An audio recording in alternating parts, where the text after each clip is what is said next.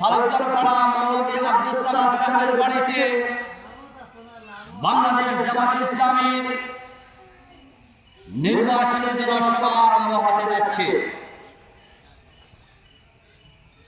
উক্ত নির্বাচনী জনসভা আরম্ভ হবে বাদ এশার পরপরই।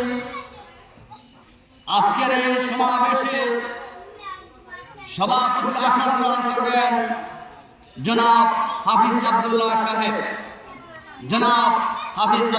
সাহেব। উক্ত জনসভা আজকের প্রধান অতিথি হিসেবে উপস্থিত থাকবেন বাংলাদেশ জামাতে ইসলামী সিলেট সদর 1 আসনের মনোনীত এমপি পদপ্রার্থী হযরত মাওলানা হাবিবুর রহমান সাহেব। উক্ত সমাবেশে জাতীয় নেতৃবৃন্দ, সিলেট মহানগর নেতৃবৃন্দ উপস্থিত থাকবেন। উক্ত